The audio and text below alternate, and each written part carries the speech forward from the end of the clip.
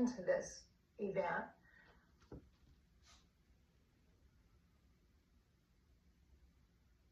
The best thing they ever did was step back and say, you all need to get your shit together. You white women need to learn how to police your own selves. You need to develop your own communities because you don't know how.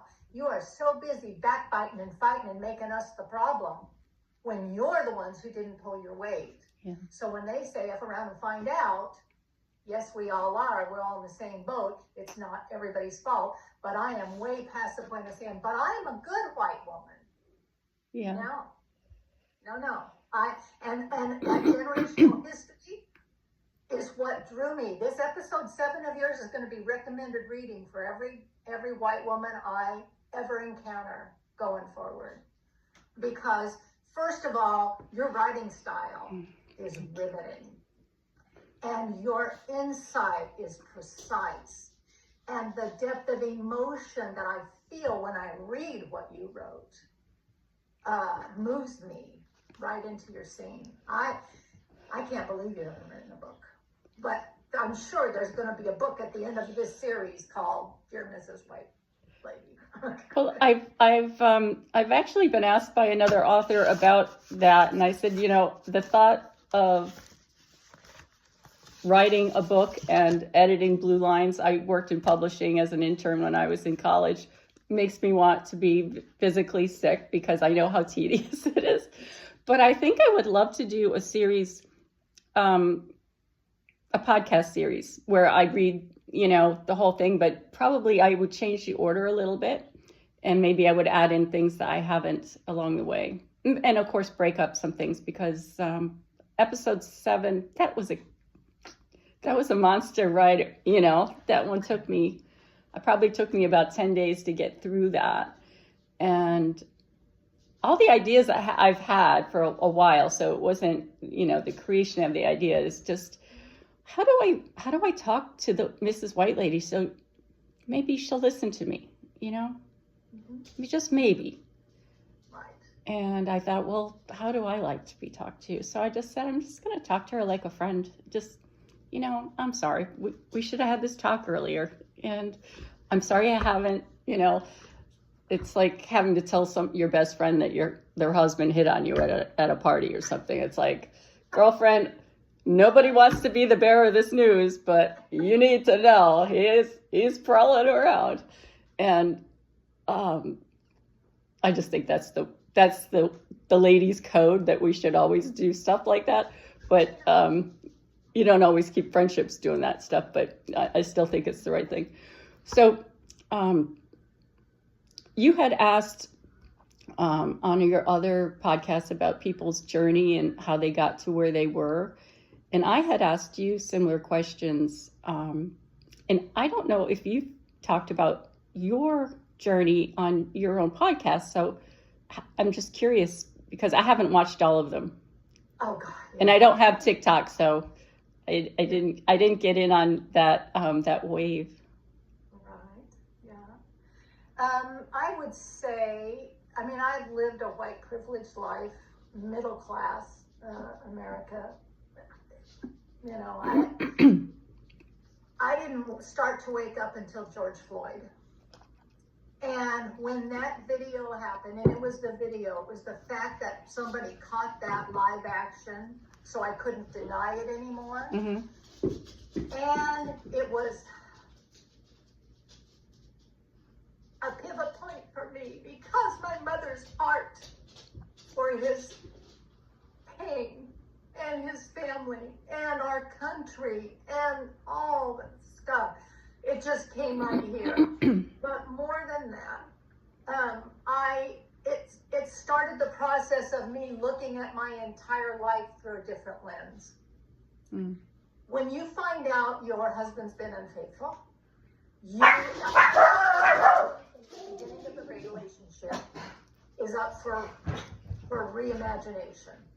When you find out you're in a religious cult, all of a sudden, everything they taught you about the Bible is up for revisiting. When George Floyd happened and those police officers did what they did, my husband of 22 years, the father of my 3 children, was a police officer in Las Vegas in our early years. Oh my word. And he used to pride himself on going over to the black side of town, Mr. Mike, Big Mike, and doing damage. And would tell the stories with such pride. And it never registered in my 21, 22-year-old brain that there was anything odd about that. Right. Never registered, that never even registered. And my assumptions had always been that racism only happened in the South, and that was a long time ago because I was from the West. And we were diverse and all the things I imagined. Racism only happens south of the Mason-Dixon line. That's what my parents taught me. Right, right. I mean, teaching me that black people weren't safe. Right. For me. Right. So that started me on my learning. That was, and that was during the pandemic. So all of a sudden, people like me had time to let new information in. And so I am like a sponge of knowledge. I'm always a full-time student. So I started working with white supremacy, with black creators, with learning, right? Started the book studies. That's what white women do. We go to book studies. And so I went to book studies led by black women. And over that next 3 months, some of the black people leading that became disenchanted or exhausted or whatever from our white leechism, and there started to be conflict back. You know, all of a sudden, we weren't doing it right, we weren't doing it perfectly. A white woman's worst fear, oh no, I offended somebody, or I didn't look like I know what I'm doing, and so then I went to a white women's book study, and we were the blind leading the blind, man. And so we took the book, and we said, okay, we're going to do this. But it was so hard. It was so hard to look to the truth and hold each other accountable and be nice at the same time. That piffled out. It's it's almost, the conflict's too great. You know, you hold that kernel of truth in one hand, and then you're trying to figure out, how do I get from there to here? And as your mind starts to go through that logical process, you're focused on helping. You're focused at that moment in time. You're the helper. You're the white savior. Sure. Even though you don't call yourself that. Right. You're gonna help because you're gonna learn, and and especially white women leaders, which is why that's who I work with now. So a couple of years pass. The 2-week pandemic thing turns into 2 years. Whatever. Dr. Nikki Lanier, who has the Rare Woman Collective, a black creator who worked with the Federal Reserve. She's a very fabulous leader. Woman after my own heart. Okay. She's amazing. Was doing a live event in Louisville, Kentucky for white women leaders. And she had room for 150 or 200 women. And I was getting on an airplane from somewhere, saw her TikTok, and was so drawn to her graceful heart and approach toward white women trying to help who didn't know what they didn't know, that I said, I just have to be there. And I pulled out things out of my butt and went. And it was 4 intense days of being in a room with white women leaders and watching them. I learned as much from the women in that room and how they reacted to her content and her presence as I did about systemic racism and why and what it cost me. But the part that pivoted my life there was the question that she asks every first timer. What has racism cost you, dear white lady? Mm-hmm. Because if you can't answer that, you are never going to have the heart or the guts to do what's required to change this system. Until it costs you personally, and you can identify that. And so for me, it cost me relationship. It cost me safety, because I was taught in my segregated world that we're not racist, even though my parents really were Archie Bunker and Edith today. that that black people were dangerous, and you shouldn't go to that part of town, and you shouldn't go to that store, and you shouldn't this and that. And I just, children learn what they live.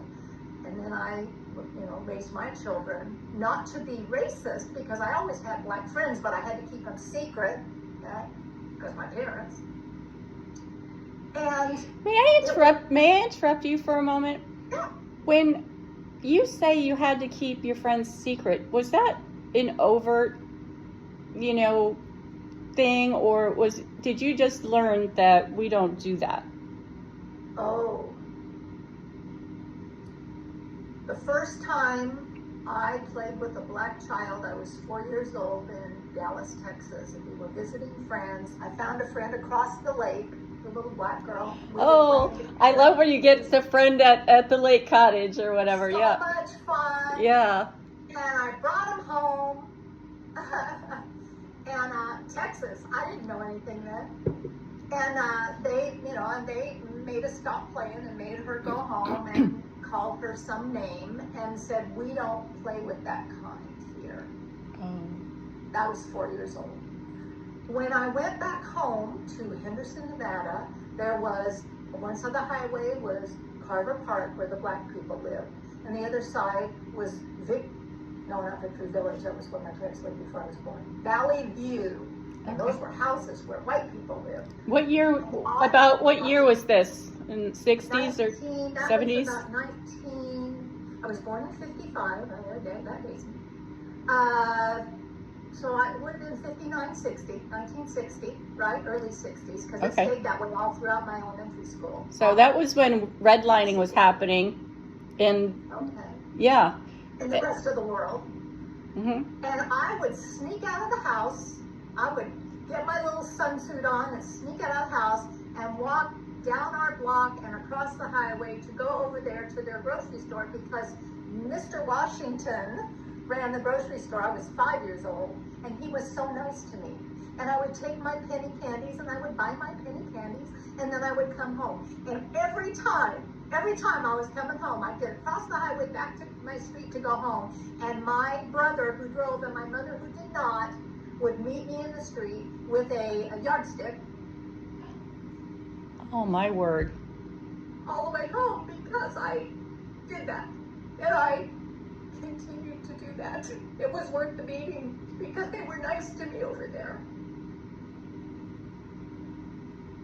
Wow. So, what does it cost me? So by the time I was a teenager, I was 16. There was a boy I saw from French class. He was black and he was beautiful. And I knew enough to know that I wasn't allowed. And I hid and snuck intentionally and purposely that for 2 years. And I mean, I can only imagine the cost it would have been to you had that relationship been revealed with this beautiful person. If you were beaten by your own brother in public with a switch or a yardstick, and as a child, what would have happened to you as a young woman coming into her own? Because we get very dangerous at that age, to other people. yes. Oh my word! You were really taking some chances. I was born to tell people secrets. I was born for it. It's wired into me. My mother lied about her age. I was 4 years old. Somebody'd knock on, the milkman would knock on the door. I'd run to the door to beat her, and I'd first thing, "You want to know how my mom is? She's 44. She hated that. And the more she hated it, the more I did it. Because it's who I am. So it's how we arrived. Anyway, so, but my test of, so I was never, I intentionally, and I used to think I must have been adopted into this family because I was nothing like them. And I intentionally was anti-racist, as you could be under the covers.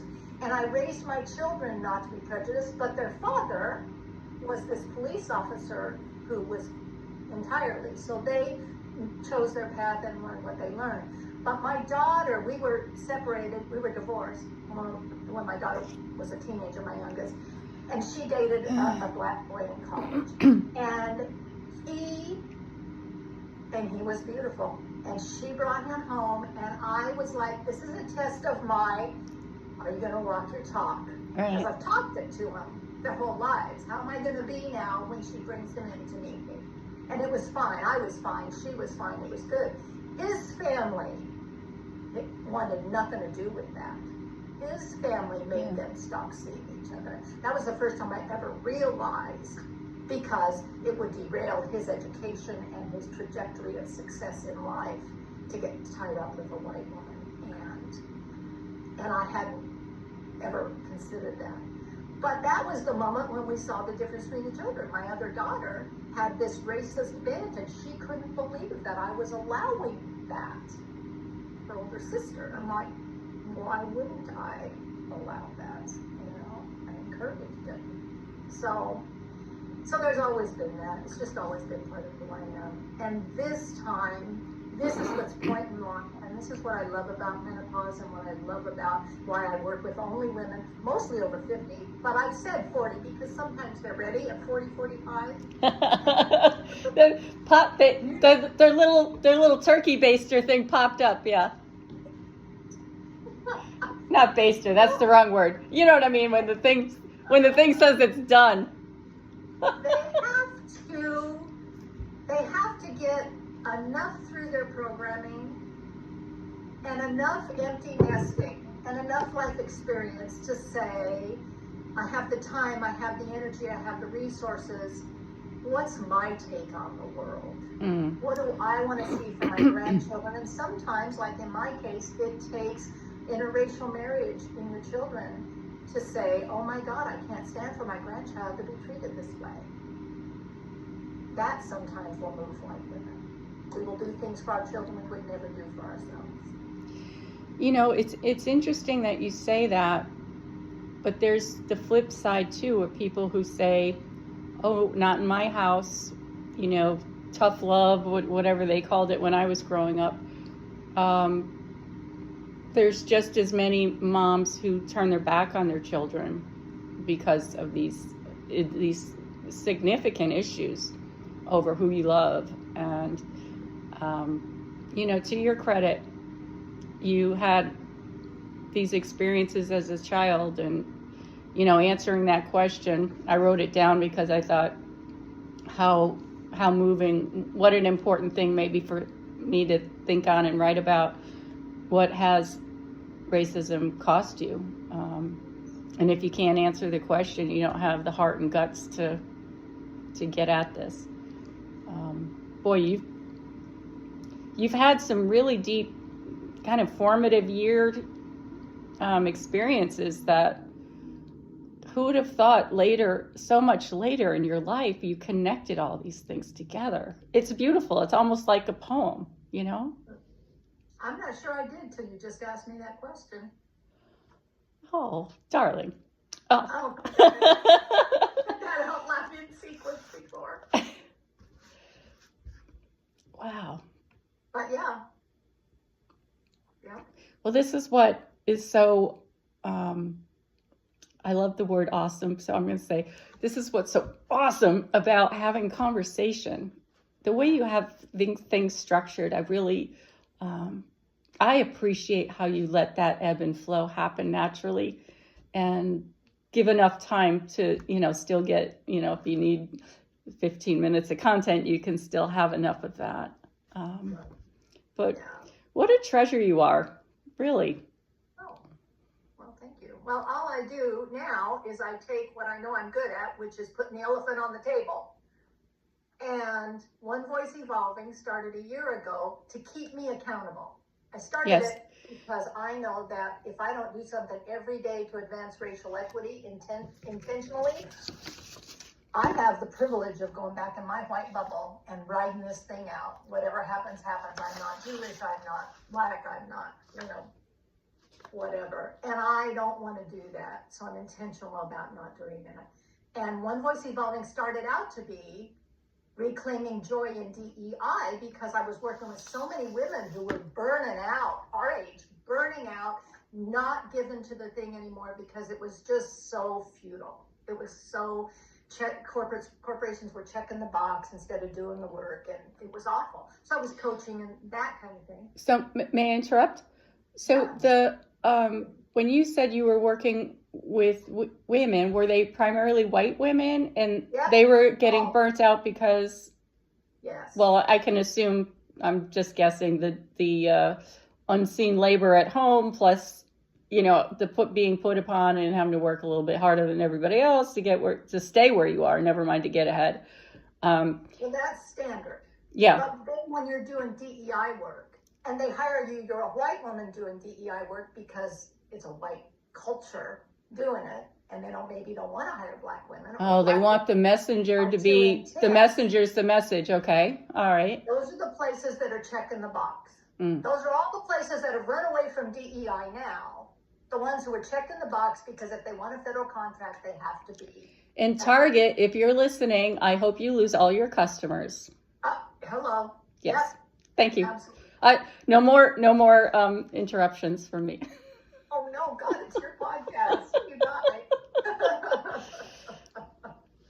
Anyway, so my growth this year has been because of guests like you. Because I bring my whole authentic self to the table. And what I said in the beginning is I don't want the academic, because we can all talk from our heads all day long about any topic. I want to pull back the curtain with guests, what's raw, real, and relatable. For my white women, people who are watching, to get a sense that you don't have to be perfect. And you don't have to change the world in your lifetime. You just need to take your next baby step. It could be over coffee with one of your children. It could be at your church when you're, in your little sewing circle. It could be, and I happen to have a voice, and I happen to have a presence, and I happen to have the credentials that give me access. And I thought I couldn't do anything else, but I can do a podcast. And besides that, I was sick and tired of getting, there's my aha. That's why I went off Meta finally. I have grown businesses, coaching businesses, using Facebook ads since 2010. When I came in with racial equity, they wanted me, they considered it political, and I could not get past, and they quashed my content. They wouldn't take an ad from me a year ago because it was too political, because it said racial equity. Too political. So that was even before this election cycle. And I realized for the first time, this is what black creators are up against. You don't get a voice on our white platform. You can give us money and we'll take your money, but we're not gonna run the ad. I lost my mind. I've never been silenced like that since childhood probably. And I lost my mind because don't tell me what to do. And so podcasting was the way, and Substack, why I'm on Substack, is the most authentic way I can get my voice out there to give voice to these other women. So season 2 was post-election, and season 2 is Resilience Redefined. And season 3 is going to be something else because I am much bolder, much braver, much more courageous, and people are responding. The quality of guests I'm getting this season, like you, are much deeper and seasoned and braver than I would have even attempted to ask to be a guest last season when I didn't know what I didn't know. Now it's your turn. I'm not sure what question I'm answering. About my story, you mean? Okay. How did I get here? I would love for us to wrestle real time, if you're willing. Yes. With that question of what has racism cost you? Because you heard my story. Whew. Well. Is it personal? I'm recollecting a number of memories from childhood, and then all of a sudden I'm like skating ahead to when I was in college. so in my mind, I'm thinking, why don't I have a memory of something in between there? So that all of a sudden is like a little bit of a red flag, because I was, I was in the bubble, But I remember my mother, and God bless her, she's still alive. Just saw her at Christmas with my dad too. He's 90 and she's 89, and they're just they haven't lost any of their get up and go and their get up and go, if you know what I mean. They just love to talk. But my mother didn't speak English until she was nearly 20. She was raised in a French community by her parents were French immigrants. Her mother was Parisian, her father was Quebecois, and she didn't know anything else but, the Latin Mass, and she went to school in French, and she did not experience like a good outcome when she finished school, because she couldn't find work. She became a switchboard operator and a secretary, and difficulty with language and learning, even though she's incredibly bright, incredibly sharp. But she wanted us to learn English at home. There were no Black people in our community at all, but there was the house down the street, the big farmhouse on the end that had the yellow dog out barking that never was, taken care of, or never seemed to, be fed or looked after. And they had a Confederate flag out over the front of their porch. And I remember us driving by in the station wagon. We had that old, ugly, paneled station wagon, and when my dad got a little more money, we had a blue station wagon, but she said, don't ever go to that house. And the way she said it to me, I felt like, oh boy, there's something going on there. Now, I didn't understand anything about racism. I did not know anything about what that flag symbolized, only that there was something there that she was really afraid of, and afraid of for me. And, I'm like a little white kid. Like, I went everywhere. I slept out in the snow in the winter. I went everywhere with my dog. People were hunting. I was always making sure I was wearing orange, I had free reign out in nature, but I really didn't understand it until I was much, much older. And when I jump ahead to my experience in college, I had received, after years of being unseen as a gifted student, I had received a full scholarship to Mount Holyoke College, which is a women's college in Massachusetts. It's relatively prestigious. A lot of people here in the South have never heard of it. It's not Harvard, Yale, but yeah, it is. Kind of is. But it has this wonderful legacy. The thing that I really glommed onto is their legacy is they produce women who go on to do great things. And one of the scholarship program I was accepted into was called the Frances Perkins program. And Frances Perkins was the first woman ever to serve in a presidential cabinet. She was the one who created all the New Deal documents for FDR. She traveled around the country. She looked at the poverty. She looked at what could be done. And through, he signs the pen, thank God he did. But through the eyes of a woman, this stuff happened, So it gave me a great sense of encouragement that my life was going to take a turn for the positive, and that I also needed to remember I had to give something back at some point. Not sure what that thing would be, but knowing that, someday somebody's going to come ask me for something. And not in a quid pro quo kind of thing, but just, be cognizant that, to those who have received much, much is expected, right?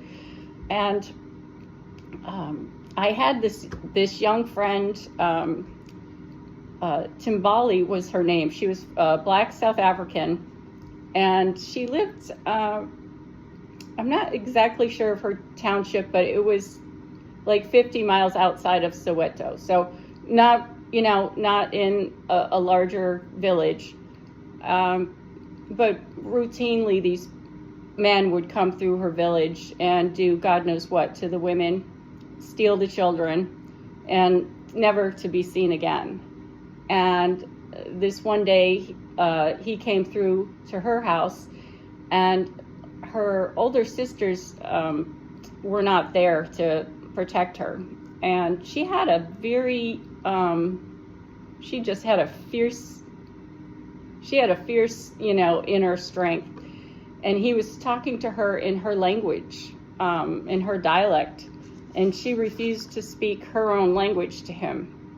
And that act of defiance cost her a beating. And she said, to this day, I'd do the same thing all over again. That whatter came into our home, our village, and our home to do harm to us. Why should I even bow down even more to him? And I was like, my God, I've never in my life had to deal with anything that difficult. We're afraid to sneeze in church, right? This woman has,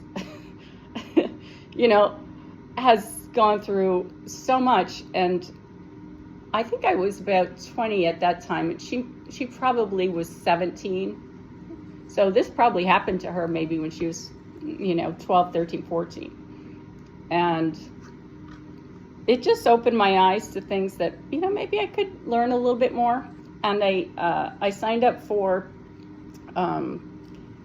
it was the first year they were teaching African American, is what they called African American literature, introduction to. And I was like, oh, maybe this would help me kind of expand some things that I'm not even aware of. And of course, love and literature. Well, the professor, who is clearly at least half white and black, had me, the only white kid in the class. There was only 8 of us in the class. He asked me to write an essay why I wanted to join the class. And I was like, well, that seems like a barrier too far. Thank you, kind sir. But then I thought about it, and I was like, just suck it up. You want to take the class. And also, maybe he's trying to teach you a lesson that this is what black women they have to work a little bit harder to justify why they're even there, to get their seat at the table. And the lesson, I took the lesson. Nobody had to explain it to me. I figured that out. And I went on to really read some of the most important works, The Invisible Man. I read Zora Neale Hurston's Their Eyes Were Watching God, The Bluest Eye with Toni Morrison, all these books. And I never would have read any of this. I was reading Paradise Lost and Milton, and I had a class in meta discourse and from Aristotle to Plato. And, I was all in this esoteric stuff. And I really, really was struck by one book. It was called The Street. And I've forgotten her name, and I looked it up this morning. It was Ann Petrie. And she talked about, I think the opening line might have been, the street has eyes. And the whole book was really about the sexual brutality focused on black women, especially black girls, in their own neighborhood, and racism and classism. And that you're always being watched, that you're not free at all, even with your own people, And then I came across the other day, yesterday, I think, with Zora Neale Hurston, kinfolk aren't my skin folk aren't my kinfolk, or maybe it's the other way. I think I got it wrong. I think, of course, I flipped it, so it's it. Anyway, you get the point. So you can cut this out, right? I bet it is the skin folk and kinfolk. Yeah. I did the same thing. And so that was kind of my trajectory through college. And then after college, I worked in New York City. I worked around some extremely prestigious Black people who were extremely high up in the banking industry, attorneys. I didn't see around me this diaspora of Black, oppression. But a lot of us who are young and trying to get ahead, we would come in on Saturday mornings and Sunday mornings with our little coffee and our little, tweed jacket or whatever, and our jeans, and try to get a leg up on the next week. And one of the young gentlemen, actually dated him for a while. His name was Ian, and he came in on Saturdays and Sundays. I'm like, where are you going? You look like you're going to a wedding or something. It was summertime. And then one day he came in, I said, you must be going to the US Open, because the US Open was happening. And he's like, no, I'm not going to a tennis match. If I don't dress nicely, they don't let me in the building on the weekend, because the security guards didn't know him. And I'm just like, oh my gosh, ugh, and because I just cared so much for this person, I was really hurt. And I wanted to I want to go do something. Like, what am I going to do? Nothing. And I did nothing. But it helped me understand that you don't always see things that are right there in front of you. And through my career, I had opportunities to be advocates for employees in unionizing situations, to take the temperature, if you would, of employees. And this one company, it was the old International Harvester. I spent about 2.5 years just interviewing employees in all their different plants around the country. And I had a lot of awakenings about race. Even when I think something wasn't about race, it turned out it was. And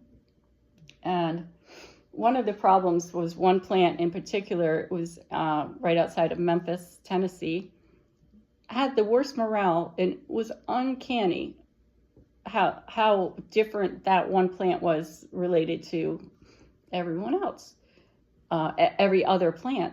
And so I'm thinking, okay, it's a leadership problem, right? Well, it was really a legacy problem, because the company, when it was, when that plant was bought and sold, nobody cared about those employees. They were just numbers on a spreadsheet. It was 10,000 people, 5,000 people, a zero on the end, lose it. People were hired, fired, and rehired. But there was also a plantation mentality about how people overlooked the manufacturing process. And that one experience, I didn't know such things existed. And this was back in, 2000. And when I reported back to management, I give big board presentation, and because I was an outside consultant and there was oversight from the board, they also wanted to read my materials. And when I got to this part of the communication, I hesitated, and I said, some of this may be hard for you to hear, and kind of gave my perspective. And the CEO looked around at all his, sideways, side-eyed, and not in a good way. Which one of you guys is responsible for this crap? Because I'm being embarrassed here, and I don't like this. And his embarrassment turned to kind of a fury over the next several months. And I worked with him. We went in that plant 3 times a day, all 3 shifts, for a week at a time. He ate with them. He drove his own car, put his own gas in his rental car. Sometimes he'd go to the plant without me, which I used to find funny, because I was like, I'm not own the company, but you're the CEO. You can do whatever you want. You don't have to apologize to me. But he really got angry about it, and I just like that quote. If you don't know what you've lost from it, you don't have the heart or the guts to do the work. He did, he did.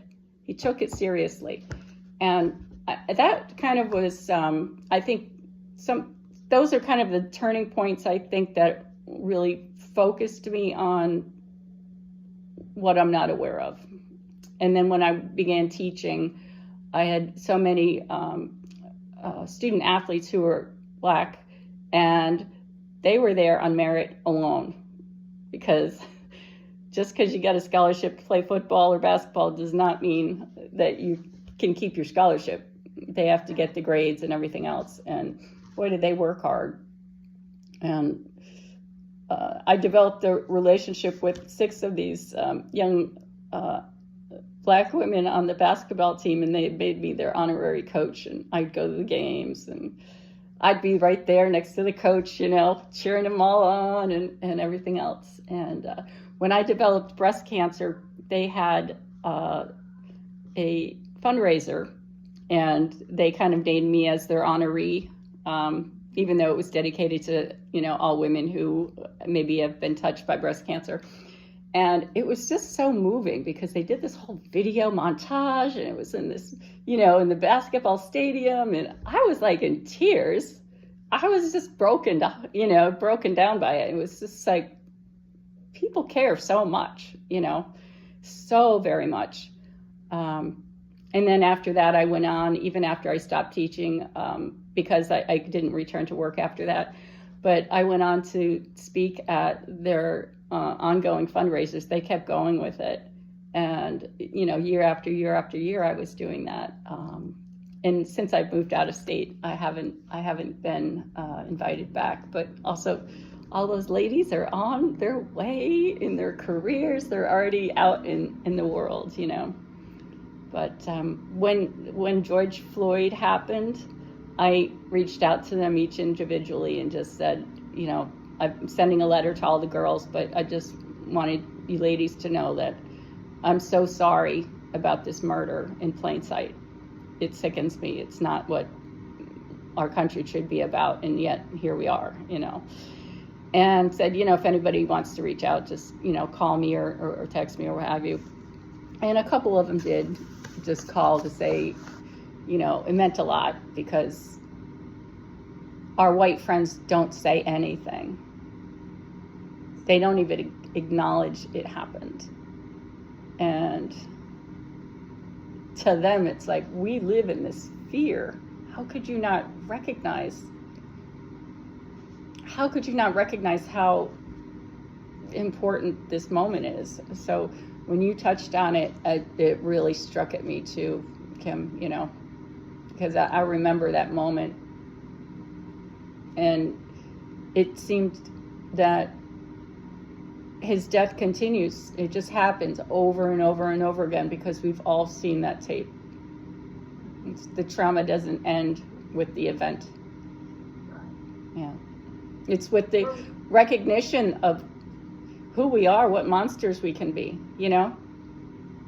Or with the fact that everybody was Black Lives Matter until it was inconvenient, and then they disappeared. So 6 months later, after that, all of a sudden, all that white support and all of that, okay, we're on to the flavor of the day, on to the next thing, and we left it like it never happened before it was ever really resolved. So part of our social media and our isolation from COVID and the perfect storm of events in the world has led us to be far more reactive than intentional activists about things that are deep and core and matter.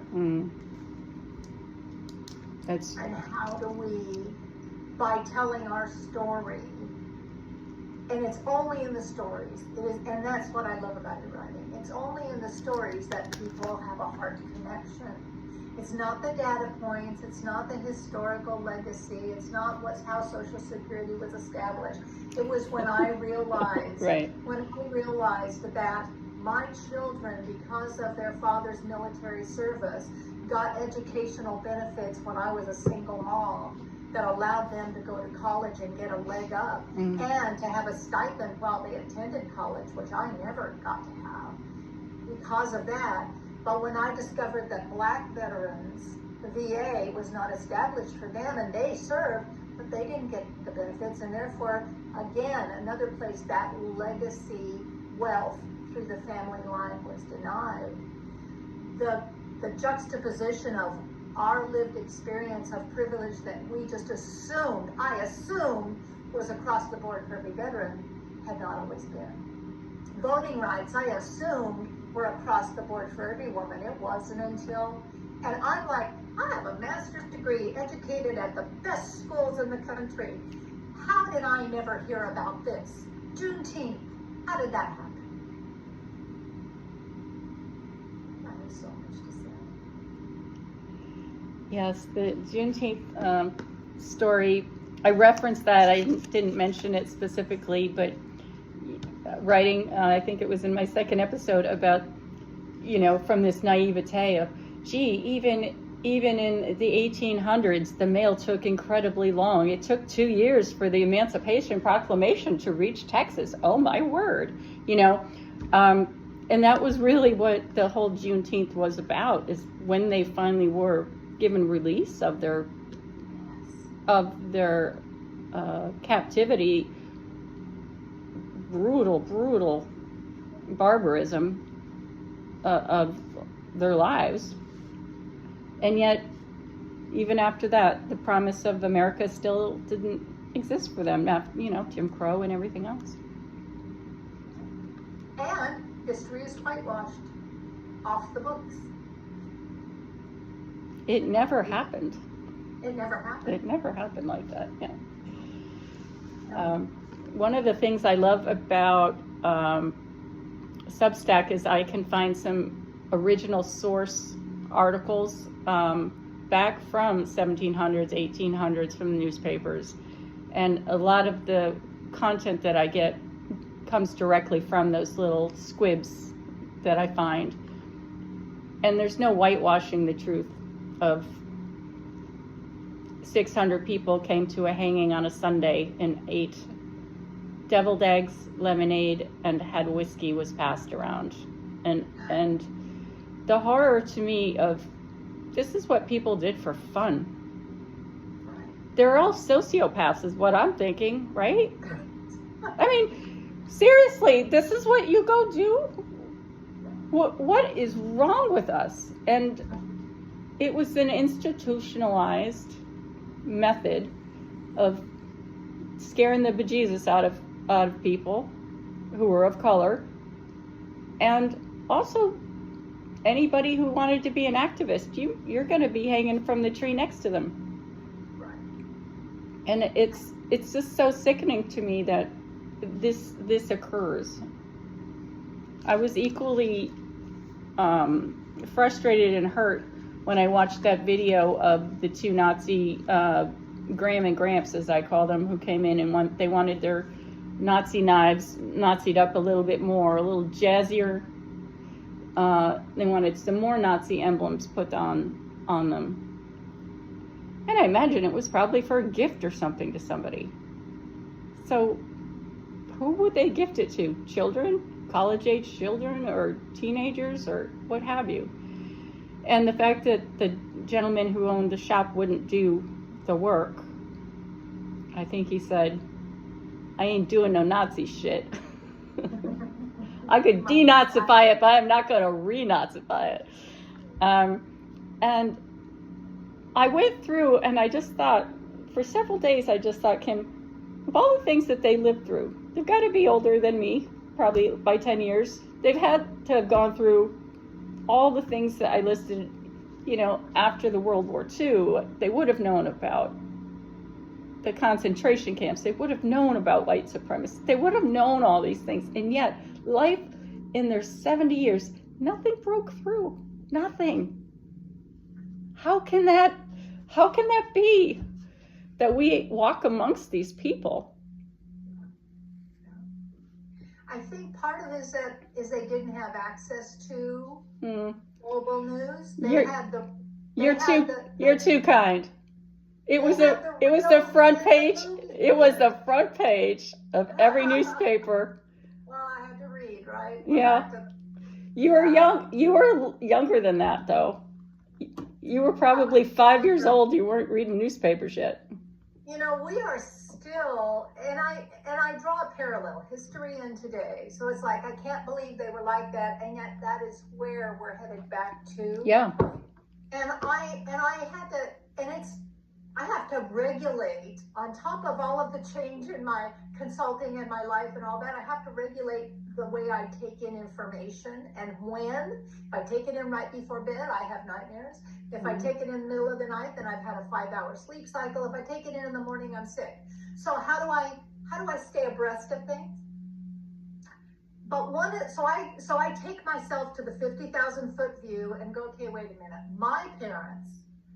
My parents lived through World War II. They were born right after World War I. So they lived through World War II, Korea, where my father served, Vietnam, and I think they might have been around, they probably passed just before Iraq, okay?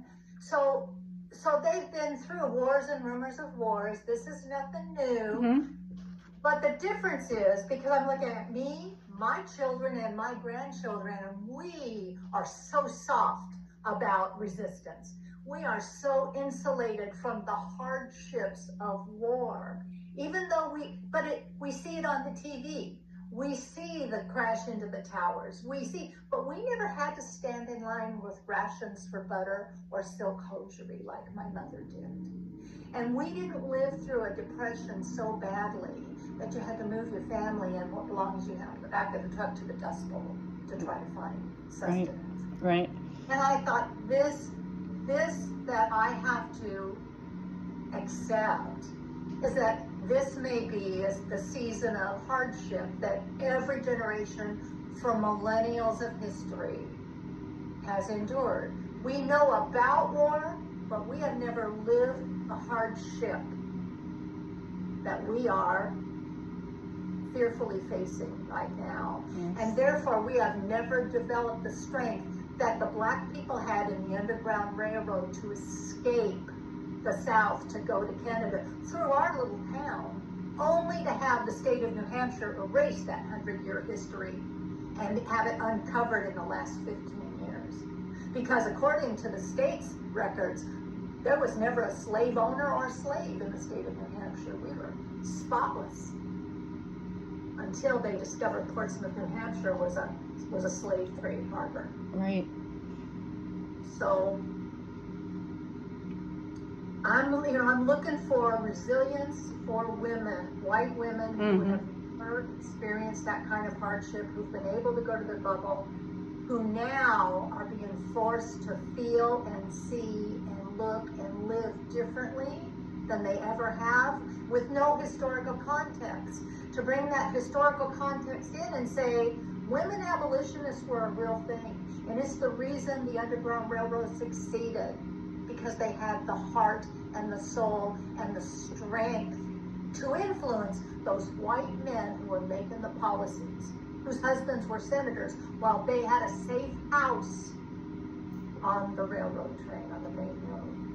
And there are stories about the parallel universes between what you described in New Hampshire and the ladies from Rochester. I don't know if you're aware, but there were a group of abolitionists from Rochester, very well heeled, very well funded, who had the ear of their husbands and their families' money, and they did a lot behind the scenes, but their funds actually helped move people from hither to thither.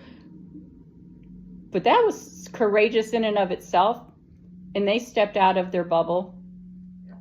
We have, as all these things that we've talked about. Last summer, I couldn't bring myself to tell my friend, my acquaintance, that she was wrong. Everything was just, I don't want to hurt your feelings, and maybe you want to read this article, and I'm not really a reader, and how fawning we've been about this. And that bothers me because I know that I couldn't change the world, but maybe I could have changed a corner, you know? One, I use the starfish analogy. Oh, Throwing all the starfish back into the sea, this child and this guy saying, you're never going to save all of them. You're never going to make a difference. And the kid picks up one and throws it in the sea and says, made a difference to that one. yeah. All right. That's me. One voice evolving. Wow. And we've moved from the singular to the collective. And as we move to the collective, resilience is our stage 2.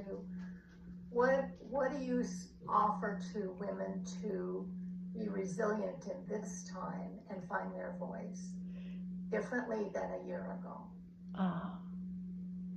Well, it's funny that you would ask that question because I give talks on this topic. And the teaching that I have given previously to this past election has been that you need to create a strategy of resilience for your life. That means your fellow sisters, your friends, find the people who are going to be your touchstones. And I gave examples through, about my life and when I needed those people. Nobody said, this is really important. They knew when I said, I need you. I'm on the next flight. Yes, I'll come, But the difference now with the resilience is we have to learn that we don't have glass jaws. We can pick ourselves up. And we need to get, for our own dignity, we need to get to the next place. And everybody has to do it in their own way, but do it. Do something. And that I think doesn't sound like resilience. It sounds like action. But when you look at it on the other side of 5 years, it'll make you feel better that you were able to survive through all of that because you took action. It's a present to your future self,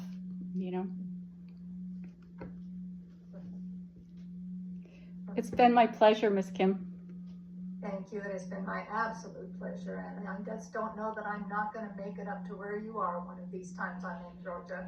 Well, I can, get in my little car. It has a little steering wheel. And I'm only an hour from Savannah, so I'm not sure where you are. But if I can come see you and bring you flowers or something while you're doing all your work, or maybe bring you some Chinese food or something, I'll be happy to do that. Let's look for a midway point. Thank you for your time. It has been glorious. It's been my pleasure. You're honoring me so much with the invitation. And I look forward to watching more of your pieces. And I'm waiting for the book, but your Substack is stellar. I can't emphasize it enough. So I'm gonna. Wow. Well, you touch me. I have, I have my own feelings that I think, it's pretty good. But it's so nice when someone else has the kindness to say so, Thank you. Recording stopped. It is hard being an author, and you are doing it every day, and that is your resilience, and I appreciate that. We're off record now.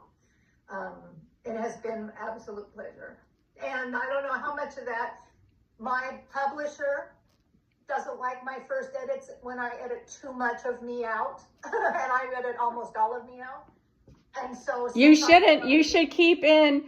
I mean, those times when you got choked up, I'm like, I know. I wanted to go hug you. And I was like, I understand not what you experienced, but I understand how that can move you.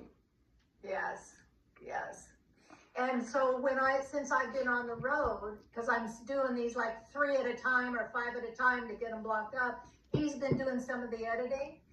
I'm not unhappy with his editing. He's even a lot more of my stuff in, but it is part of the conversational flow. So, God love you for doing this and for taking more than the hour. Oh, thank you. Gee whiz, I'm so very busy. I don't work. I haven't worked in a few years, about 6 years. I haven't, and I miss it. So this has been a new, or kind of a departure, I guess, from. I have been trying to give myself a winter project for the last 6 years, and every year I decide I'm going to teach myself something. So one year I thought, oh, well, I'm going to relearn French because I knew a little bit. Well, that didn't last for very long. That lasted for like a week. So I'm like, okay. Then I decided that I needed to re-skim the drywall in my home here because it had all of that orange peel finish. I don't know if you know what that is. I do. Oh my God, I hate that. So anyway, so the last 2 winters I have redone all the walls in my home. And you know how long it takes you to learn how to drywall based on YouTube videos? Right, and the things they don't tell you about what it does to your shoulders, that overhead movement. Oh my goodness gracious.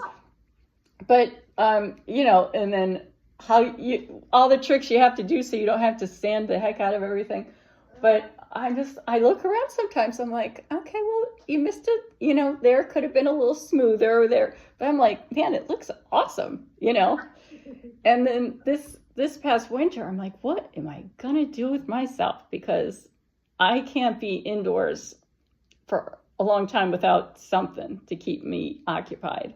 And I always read, but you know, you can read outside in the summer and it's still warm here, although the last several days it's been in the 20s. Thank you very much. I almost started a fire today and I was like, oh, the light from the fireplace is probably gonna do this bad reflection thing in the camera. And I was like, I won't be able to turn it off. It's not like a, you know, flip a switch.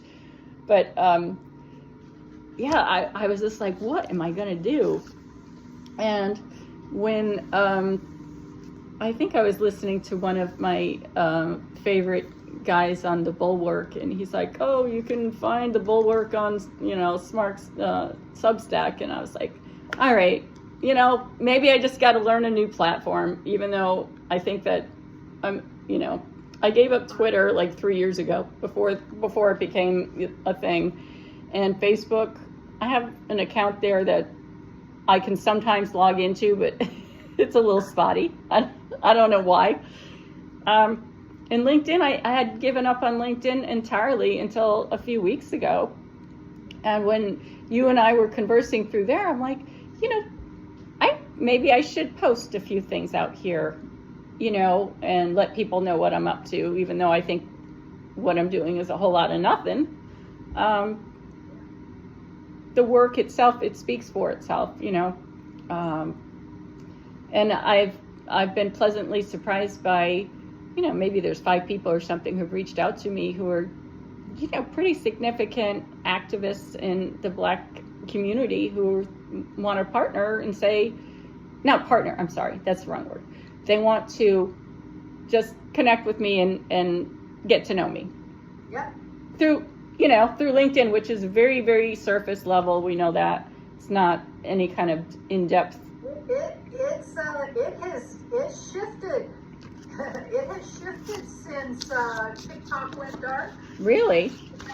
Yeah, there's a lot more deeper. There's more political discussion. While people are saying LinkedIn isn't for politics, some of it's getting pretty heavy in there. Right. So it's been interesting. It's like, you know, you don't have to look very far to tell which white women you're talking to. You know? Yes. I'm talking to you. I'm talking to you, white lady. Ah. Right.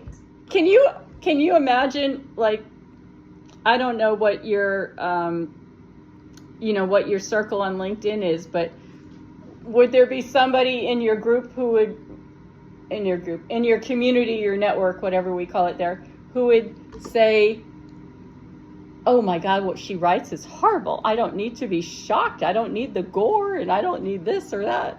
Because I had somebody write back to me, and this is a person that I know pretty well, and she says, I could have done without the gore of, you know, the cutting of the enslaved woman's, you know. I read it. It was hard to read. Yeah. Well, you know what? People, But you can't do without it, that's the issue. if we can't look at it in the face, then how do we know what the brutality was? Yep. Yeah. And you can't even, Right. for not even 15 seconds, you can't like let your mind wrap yourself around that. You didn't have to go through it. You just had to read it. And I wonder, do we even have a chance with these ladies? No, and so I only work with inclined white women. So by the time What does they that come mean? they have to be inclined to open their mind to racial equity and injustice. Oh gosh, Are there character? Oh, do you have another call? we do. This Oh. is my next person. Oh, I'm so sorry. So, Anyway, I'm gonna write you a note, and I'm gonna ask you, how do you know that they're so inclined? Are there characteristics they have to demonstrate? Okay, that's a note I'm gonna send you on LinkedIn, and I was about to write it down because it sounds really smart. I love you. Thank you. All right, Daryl. I'm so sorry I kept you overtime. No, it's my fault, and it's perfectly good. All right. Thank you, Listen. Bye, love. Bye. You're gonna have to shut me off because I don't know how to. Okay, there we go.